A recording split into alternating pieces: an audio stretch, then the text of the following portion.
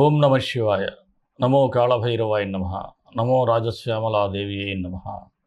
విధాత TV ప్రేక్షకులందరికీ ఉగాది శుభాకాంక్షలు. విశ్వావసునామ సంవత్సరంలో అందరూ సుఖ సంతోషాలతో ఉండాలని, అందరూ ఆనందంగా ఉండాలని, ఐశ్వర్యంతో ఉండాలని మనస్ఫూర్తిగా కోరుకుంటూ మీ విశ్వసాయి గురూజీ. మరి కొత్త సంవత్సరంలోకి మన తెలుగువారు అందరం కూడా అడుగుపెట్టేస్తున్నాం. కొత్త సంవత్సరంలో అనేకమైనటువంటి ప్లానింగ్స్ ఉంటాయి. అందరూ కూడా మీ ప్లానింగ్స్ అన్నీ బాగుండాలి, ప్లానింగ్స్ అన్నీ సక్సెస్ అవ్వాలని మరొక మారు భైరవుణ్ణి ప్రార్థిస్తూ మన పీఠంలో జరిగేటువంటి కార్యక్రమం పాల్గొన అమావాస్య 29వ తేదీని అందరూ కూడా అమావాస్య చేసుకోవటం జరుగుతుంది. అయితే ఇక్కడ మన పీఠంలో ఈ రాజశ్యామల సహిత మహాకాల భైరవ హోమాన్ని రాత్రివేళ అంటే ప్రదోష వేళలో లేదా రాత్రి వేళలో మనం జరుపుకుంటూ ఉంటాం. 28వ తారీఖునే రాత్రి ప్రారంభం కావటం వలన ఈ యొక్క అమావాస్యని మనం 28వ తారీఖు నైటే జరుపుకోవటం జరుగుతుంది. ఆ రోజే హోమం ఉంటుంది. ఎందుకంటే 29వ తారీఖు సాయంత్రానికి అమావాస్య వెళ్ళిపోతుంది. అందుకే ముందుగానే చాలామంది ఏమిటంటే 29ని కదా అని భావిస్తూ ఉంటారు. ఇక్కడ మాత్రం మనకి ఈ హోమ ప్రక్రియ జరిగేది 28 రాత్రి. పాల్గొన అమావాస్య ముఖ్యంగా పితృదేవతలకి మనం వారి ఆత్మశాంతికి అనేక కార్యక్రమాలు చేయొచ్చు, అన్నదాన కార్యక్రమం చేయొచ్చు. అలాగే ఈ హవనం ద్వారా కూడా వారికి మనశ్శాంతిని చేకూర్చే విధంగా చేయొచ్చు. మరొక మాట ఏమిటంటే షష్టగ్రహ కూటమి రాబోతుంది. మీనరాశిలో ఒకేసారి 6 గ్రహాల కలయిక. దీనివలన కొంత ఇబ్బందులు అయితే ఎదురవుతాయని చెప్పేసి పెద్దవారు చెప్తూ ఉంటారు. వాటి నుంచి కూడా మనం బయటపడాలి అంటే మరి కాలుడు కదా, కాలభైరవుడు, వారిని మనం వేడుకుంటే, వారి యొక్క కార్యక్రమంలో మనం పాల్గొంటే తప్పకుండా రక్షింపబడతాం. మనం ఎటువంటి గ్రహాలకి భయపడాల్సినటువంటి అవసరం లేదు. అలాగే మరి మన హోమం తర్వాత అన్నప్రసాద సేవ ఉంటుంది. ఇవన్నీ మీకు తెలిసినవే. మీరెవరైనా సరే ఈ హోమ కార్యక్రమంలో పరోక్షంగా పాల్గొనాలి అనుకుంటే స్క్రీన్ మీద స్క్రోల్ అవుతున్నటువంటి నంబర్కి వాట్సాప్ మెసేజ్ ఇచ్చినట్లయితే వివరాలు తెలియజేయబడతాయి. ఇక మరొక మాట ఏమిటంటే మీ అందరికీ పెద్ద రిక్వెస్ట్. నేను ఎంతో కాలంగా రాశిఫలాలు చేస్తున్నాను. మన ఛానల్ ఫాలో అయ్యి చాలామంది ఫలితాలు కూడా పొందిన వారు ఉన్నారు, మన రెమెడీస్ ద్వారా కూడా. అయితే నా రిక్వెస్ట్ ఏమిటి అంటే, మనం ఎంతో ఇష్టపడేటువంటి కాలభైరవుడు, ఆయన యొక్క మందిర నిర్మాణం చేయాలనేది నా ప్రధానమైనటువంటి సంకల్పం.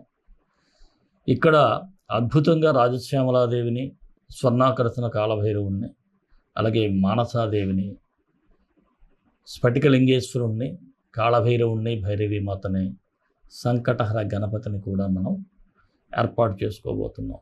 ఈ ఆలయంలో మన స్లాబ్ కూడా వేయడం జరిగింది. ఆల్రెడీ జైపూర్లో పాలరాతి విగ్రహాలు కూడా తయారైపోయాయి. April 1st week or 2nd వీక్లో అక్కడికి నేను వెళ్ళటం కూడా జరుగుతుంది. వెళ్తాను జైపూర్ ఆ విగ్రహాలని తీసుకురావటం కోసం, అది ఎలా ఉన్నాయో ఫైనల్గా చూడటం కోసం.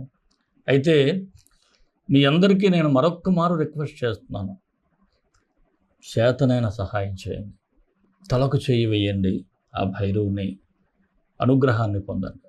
మనం హిందువులం, ఇతర మతస్థుల్లా మనం దశమభాగాలు తీసుకోవట్లేదు.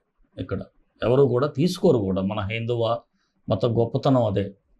ఎవరికి తోచినది వారు మంచి పనికి ఉపయోగించడం. మీరు కూడా ఈ నిర్మాణంలో భాగస్వాములు కావాలని ఆ రాజశ్యామలాదేవి, మానసాదేవి, భైరవుని యొక్క అనుగ్రహం పొందాలని మనస్ఫూర్తిగా కోరుకుంటున్నాను. మీరు ఎవరైనా డొనేట్ చేయాలి అనుకుంటే స్క్రీన్ మీద స్క్రోల్ అవుతున్నటువంటి నెంబర్కి వాట్సాప్ మెసేజ్ ఇవ్వండి. మిమ్మల్ని మేము కాంటాక్ట్ చేయడం జరుగుతూ ఉంది. సరే, రాశిఫలాల్లోకి వెళ్ళే ముందు ఒక చిన్న మాట. మన వీడియోలు మీకు నచ్చినట్లయితే తప్పకుండా లైక్ చేయండి. అలాగే 10 మందికి షేర్ చేయండి. మన ఛానల్ ఎవరైనా సబ్స్క్రైబ్ చేసుకోకపోతే సబ్స్క్రైబ్ చేసుకోవటం మాత్రం మర్చిపోవద్దు. రాశిఫలాలకు వెళ్ళిపోదాం. సింహరాశి ఏప్రిల్ 1 నుంచి 15 వరకు సింహరాశి వారికి సూచనలు, సలహాలు. ఈ రాశి వారికి అష్టమ స్థానంలో షష్ఠగ్రహ కూటమి, అలాగే శని భగవానుడు అష్టమ స్థానానికి మార్పు. చాలా జాగ్రత్తగా ఉండాలి మీరు మాత్రం.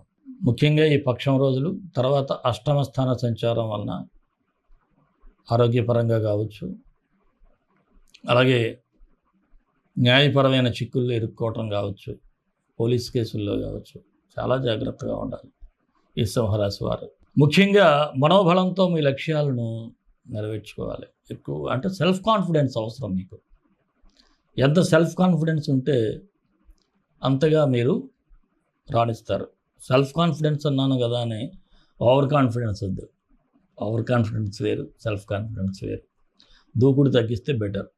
అలాగే మీ స్థాయిని మీరు పెంచుకోవాలన్నటువంటి ప్రయత్నాలు చాలా ఎక్కువగా చేయటం, దానికోసం విపరీతమైనటువంటి ఎఫర్ట్స్ కూడా పెడతారు.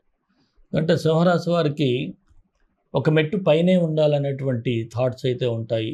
అయితే థాట్స్ ఉండడం సరికాదండి, ప్రయత్నాలు చేయాలి, శ్రమ పడాలి. ఇక్కడ శ్రమ తక్కువ, ఆలోచన ఎక్కువ, ఆశ ఎక్కువ. అక్కడ మాత్రం జాగ్రత్తగా ఉండండి. ఆదాయానికి మించిన ఖర్చులు కూడా ఉంటాయి. దీనివలన ఆర్థికంగా కూడా ఒడిదుడుకులు అయితే కనిపిస్తూ ఉన్నాయి. అలాగే చిన్న చిన్న విషయానికి కోప్పడిపోవటం, తగుదనమ్మాన పెద్ద దాంట్లో దూరిపోవటం. ఈ కోపం అనేది అదుపులో లేదనుకోండి, మీరు చాలా బ్యాడ్ అవ్వడం గ్యారంటీ.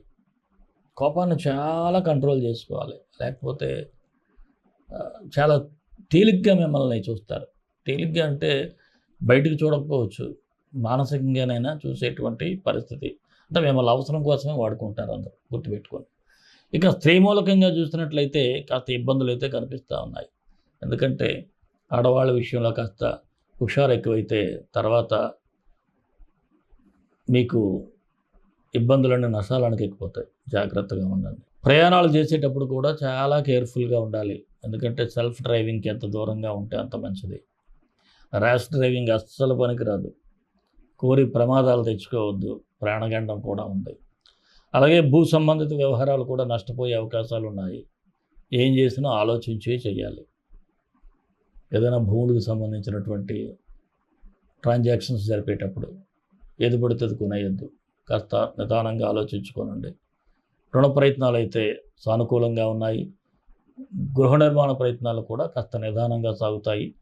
వివాహం కాని వారికైతే మీ ప్రయత్నాలు కొంతవరకు సఫలం అవ్వటం కూడా కష్టంగా ఉంటుంది. నిరుద్యోగులకైతే మీరు అవకాశాల కోసం కాస్త గట్టిగా ప్రయత్నాలు చేయాల్సి ఉంటుంది. రాజకీయ నాయకులకు సాధారణంగా ఉంది. ప్రత్యర్థుల మీపై చేసేటువంటి ఆరోపణలను గట్టిగా తిప్పికొడతారు. ఏమాత్రం తగ్గేదేలే అన్నట్టుగా మీ ప్రవర్తన అయితే ఉంటుంది. ఉద్యోగస్తులకు కాస్త మధ్యస్థంగా ఉంది. పని ఒత్తిడి అయితే కనిపిస్తూ ఉంది.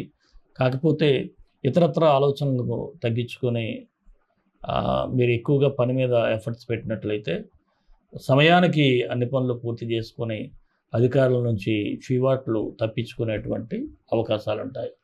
ఇక వృత్తి వ్యాపారస్తులకు చూస్తే పర్వాలేదు, ఆశించిన లాభాలు లేకపోయినా మనీ అయితే రొటేషన్ అయిపోతూ ఉంటుంది. కాకపోతే ఇతరుల మాట నమ్మి మీరు కాస్త అనుభవం లేని వ్యాపారాల మీద పెట్టుబడులు పెట్టేటువంటి పరిస్థితులు ఉంటాయి. ఎవరినో నమ్మి మాత్రం మోసపోవద్దు. ఇక భాగస్వామ్య వ్యాపారాలు అయితే ఆశించినంతగా రాణించడం కనపట్లేదు. ఓపికగా ఉండాలి, నిదానమే ప్రధానం. షేర్ మార్కెట్కి ఎంత దూరంగా ఉంటే అంత మంచిది. చిరు వ్యాపారస్తులకైతే సాధారణంగా ఉంది. ఏదో మీరు ఎంత శ్రమ పడితే, ఎంత తిరిగితే అంత లాభం అన్నట్టుగా ఉంటుంది. కళాకారులకు కూడా అవకాశాలు కాస్త నెమ్మదిస్తాయి. గట్టి ప్రయత్నాలు ఆఫీసుల చుట్టూ తిరగాల్సినటువంటి అవసరం అయితే ఉంటుంది. విద్యార్థులైతే చదువు మీద చాలా ఫోకస్ పెట్టాలి. ఇది చాలా ఇంపార్టెంట్ టైం మీకు. ఈ టైంని కానీ మీరు వినియోగించుకోకపోతే తర్వాత చాలా ఇబ్బందులు ఫేస్ చేస్తారు. కాలాన్ని మాత్రం వృధా చేయకండి.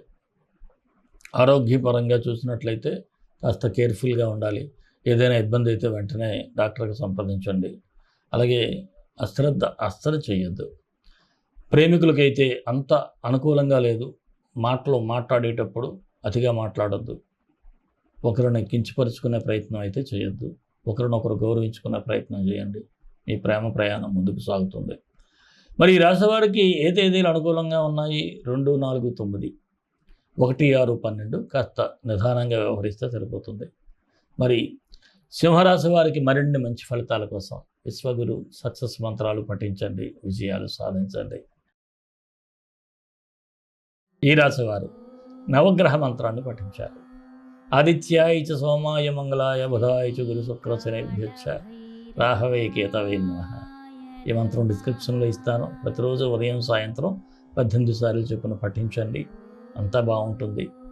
సాధ్యమైనంత వరకు సేవ చేయండి, ఇంకా బాగుంటుంది. పక్షులకు నీళ్ళు పెట్టడం, గోవులకు గ్రాసం పెట్టడం, ఇలాంటివన్నీ చేయండి. అలాగే మన ఇష్టదైవం కాళభైరవుడు, కాళభైరవ గాయత్రి. కాళాయ విద్మహే కాళాతీతాయ ధీమహి తన్నో కాళభైరవ ప్రచోదయాత్. సర్వే జనా సుఖినో భవంతు, లోక సమస్త సుఖినో భవంతు. దేశం కోసం, ధర్మం కోసం, భారతీయ సంస్కృతి విలువల కోసం పాటుపడదాం. స్వస్తి.